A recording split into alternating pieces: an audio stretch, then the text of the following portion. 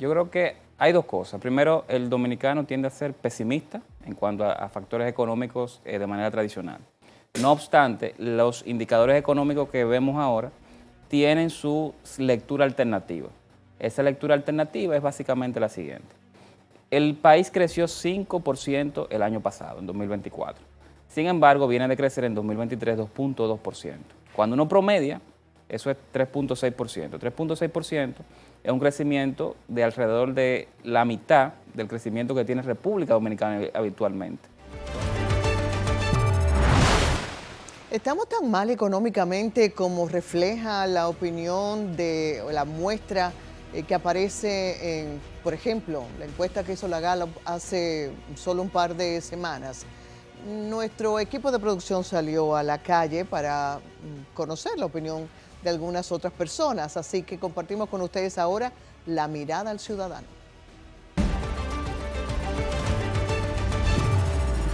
Saludos, ahora mismo me encuentro exactamente aquí, en la Máximo Gómez con John F. Kennedy. Desde aquí haremos un sondeo, y como este es un programa serio, esto es un sondeo serio también. Aquí no va a haber chance para editar, chance para poner lo que yo quiero que salga, no, esto es, el resultado se verá aquí, lo verá usted ahora mismo, en breves minutos. Síganme nada más a ver qué piensa la gente sobre el pesimismo de la economía. ¿Es verdad que somos pesimistas? Descubrámoslos ahora mismo. Vamos, acompáñenme. Esto es simple, es de un solo corte. Es simplemente preguntarle a la gente, señora, brevemente, estamos en vivo, ¿qué usted cree? ¿La economía cómo está? ¿Está bien o está mal? Ay, pero no estamos cayendo a pedazos. Ay, mi amor. Hermana, brevemente, la economía, ¿cómo usted la ve? ¿Está buena o está mala? Más o menos. Bien, súper. Bro, una preguntita, ¿la economía cómo está? ¿Está buena o está mala? La economía, bueno, te puedo decir que está entre dos. Ahora, sabemos que la canasta familiar está un poquito más elevado que lo que uno cobra, tú sabes. Ya.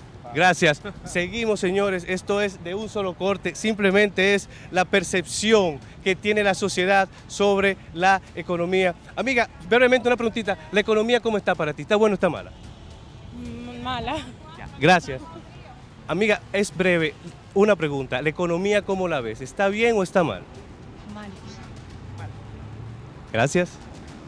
Hermana, yo sé que no quieres hablar, pero es nada más que me digas si está bien o está mal. Señores, las abstenciones son parte de los sondeos y las encuestas.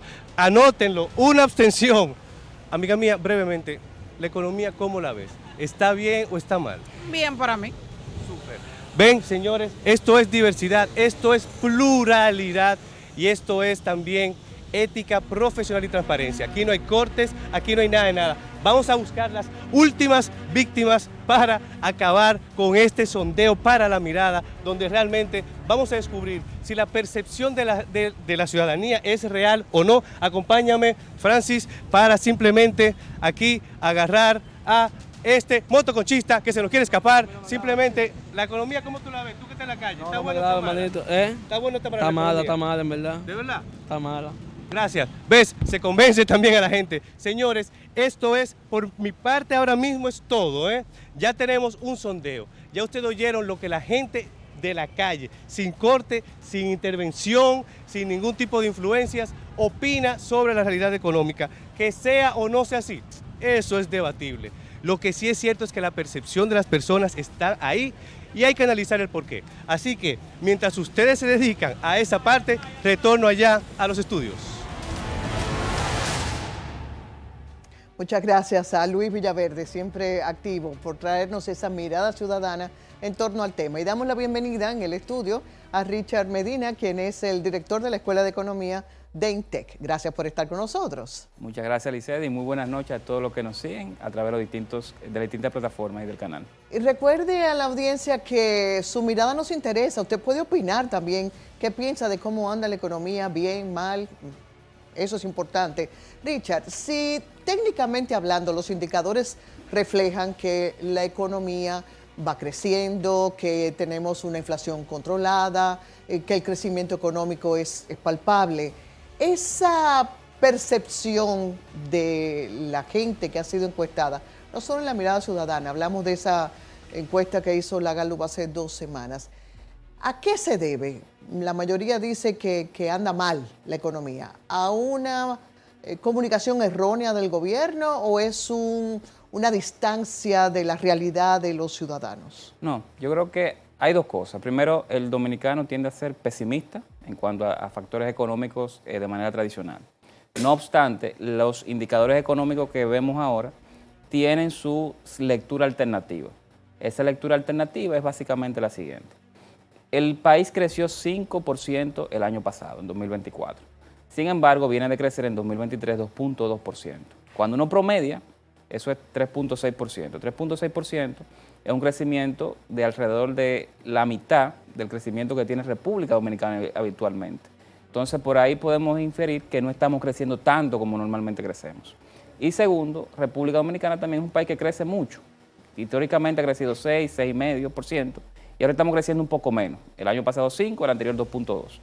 Y por lo tanto, eso puede generar la idea de que estamos muy bien cuando realmente estamos igual que antes o peor que antes. Ahora bien, cuando uno ve cuáles son los sectores económicos que generan ese crecimiento del 5% del año anterior, la mitad del crecimiento se explica por turismo, hoteles, bares y restaurantes.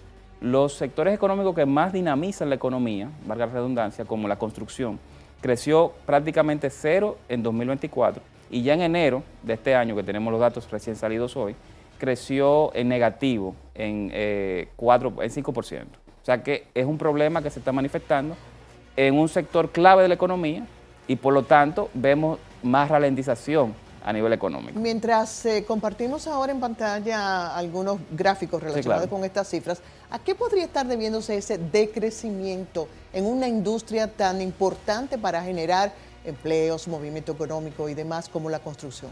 Bueno, es básicamente un tema del costo del dinero, es decir, la tasa de interés. República Dominicana tiene un par de años con tasas de interés muy elevadas. Muy elevadas es que si usted va a buscar una hipoteca, probablemente le ofrecen de entrada una tasa fija a 6 años alrededor del 15%, para luego írsela subiendo. Entonces, si yo como ciudadano tengo la oportunidad de dar el inicial para un apartamento, pero veo que la tasa de interés es muy alta, ¿no? Por lo tanto, mi cuota del préstamo va a ser alta mes tras mes, pues yo espero hasta ver que baje. Entonces, hay un factor de demanda. Si es que baja. No, va a bajar porque son ciclos. Quizás tome un año, quizás tome año y medio, pero eventualmente bajará.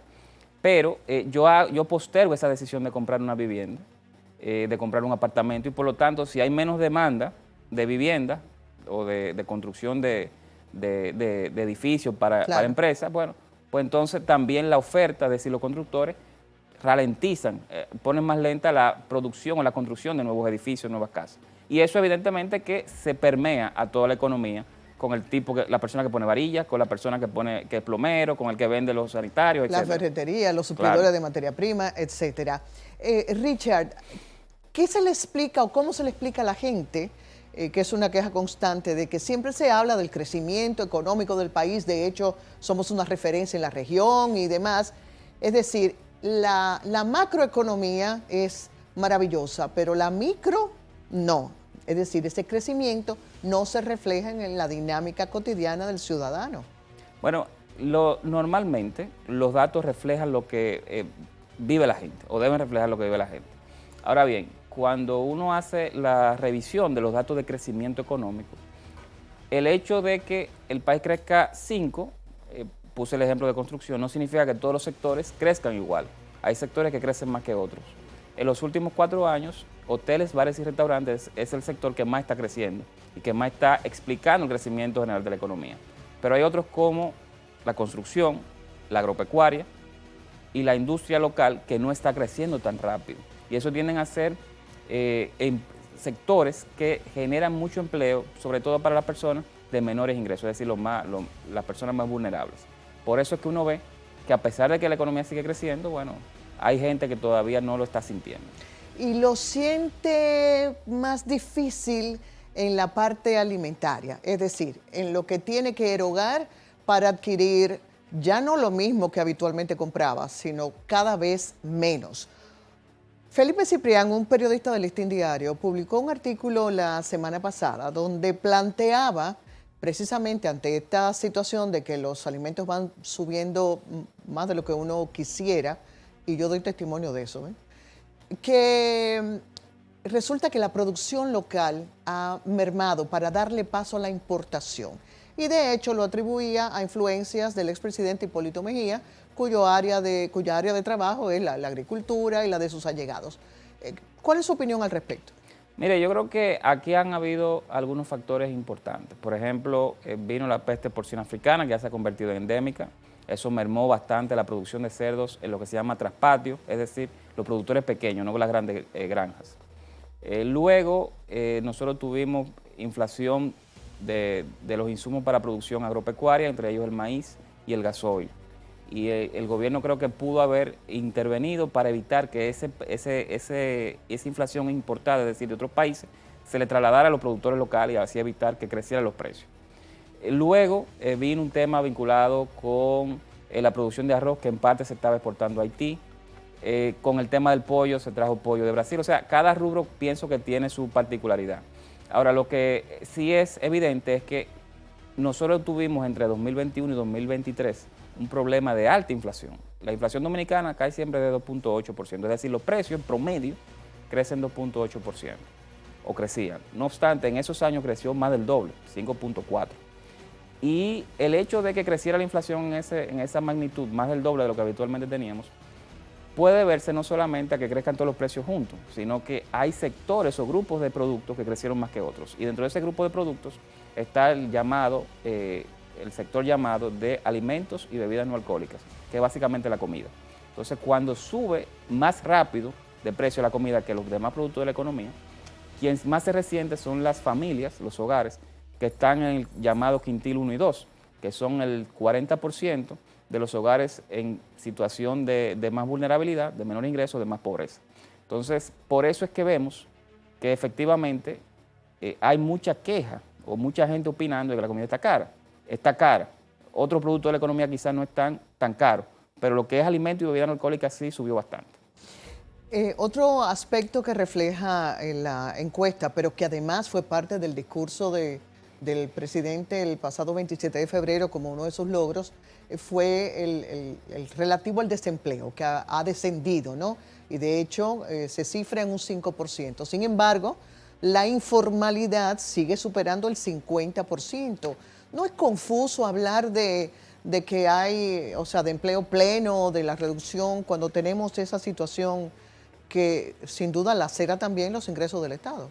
Aparte de que son personas que no tienen seguridad social, no tienen garantías de otros que sí tienen un empleo formal.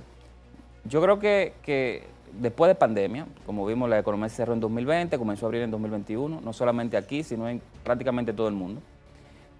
Se ha dado el fenómeno de que el primer empleo que se recuperó por su flexibilidad fue precisamente el empleo informal, que es lo que hemos visto en República Dominicana. La gente se reinventó. Claro, hubo que salir a hacer cosas Claro. a lo que llegaban los empleos formales de más calidad. Y luego, 2023, 2024, bueno, vino más crecimiento del empleo formal. Ahora bien, si a mí me ponen a elegir entre desempleo, o un empleo informal, yo estaría de acuerdo en que todo el mundo tuviera su empleo informal para no estar desempleado. O sea, que ya iban ganando. Con respecto a las cifras de empleo, si bien es cierto que recuperamos el empleo que había hacia 2019, es decir, previo a la pandemia, todavía yo creo que estamos un poquito lentos en eso. No estamos como el peor país de Latinoamérica en este aspecto, pero podemos ir mejorando. ¿A qué me refiero? Entre 2019 y 2024, el empleo creció en alrededor de 330,000 puestos de trabajo. O sea que básicamente lo que hicimos en 2021, 2022 y 2023 fue recuperar lo que habíamos perdido durante la pandemia. Esos 330,000 empleos que se crearon en aproximadamente 5 años equivalen a más o menos 66,000 empleos. De eso la mitad, o alrededor del 45%, es empleo público. O sea que yo creo que República Dominicana todavía tiene retos importantes en generar empleo privado y dentro del empleo privado continuar generando empleo formal, porque en 2024 se comenzó a ver la recuperación del empleo formal. ¿De qué manera impacta el recién anunciado aumento del salario mínimo en el sector privado, en el área no sectorizada? Bueno, a nivel de los trabajadores, lo que se esperaría es que aquellos empleados que son una minoría que ganan salario mínimo, pues van a tener más ingresos. Y ese ingreso le compensa una gran parte del aumento de los alimentos, sobre todo que vimos en los años previos. Pero me refiero en la generación de empleos. Ah, bueno. La gente se teme ahora formalizar ¿Una pequeña empresa o qué? No, normalmente quienes aprobaron ese nuevo aumento salarial fueron el sector empresarial. Y si lo aprobaron es porque ellos tenían las condiciones financieras para cubrir Bueno, ese aumento. ellos querían solamente un 10%. No les No, quedó pero de otra que aceptar lo terminaron propuesto. aceptando el 20%. No había de O sea, otra. No sé si lo había de otra, pero ellos si lo aceptaron es porque podían. Ya. Ahora bien, si ese salario mínimo nuevo está por debajo del salario mínimo de equilibrio, que es el de la economía donde uno dice que no habría desempleo, que habría muy poco desempleo, pues yo creo que no va a pasar nada. O sea, no va a generar desempleo ni nada. Ahora, si ese salario mínimo es muy alto, pues puede generar desempleo. Creo que no va a pasar nada, que va a seguir la economía generando sus empleos. Y como dije, ya el tema no es quizá el salario mínimo, porque el aumento que hubo ahora permite compensar una parte importante de la inflación que vimos en los años post-pandemia. Lo importante aquí es ver cómo podemos apoyar al sector privado para que genere más empleo, especialmente empleo formal. Una última pregunta, Richard. Toda esta dinámica mundial y regional que está provocando las medidas del nuevo presidente, bueno, en su segundo mandato, Donald Trump, en los Estados Unidos, tiene al mundo en vilo, esa es la verdad.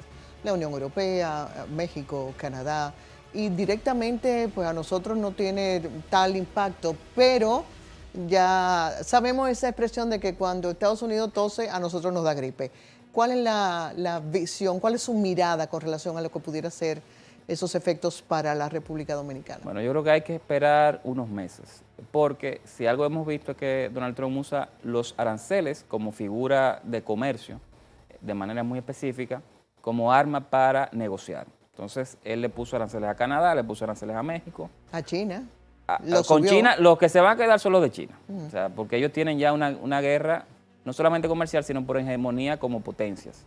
Ahora bien, con México y Canadá, yo creo que los aranceles no van a ser permanentes. Va a haber una negociación de algo y van a postergarlo un año. Bueno, hoy pero anunció, porque usted sabe que da un cambio hacia adelante y otro para atrás, hoy anunció que va a excluir lo relativo a los vehículos que se fabrican en México y que se exportan a Estados Unidos. Sí. De ahí, de todos los países, el más afectado con eso sería México, o sea, de los aranceles me refiero. Aranceles, para lo que nos escuchan, son impuestos a bienes que se compran en otro país.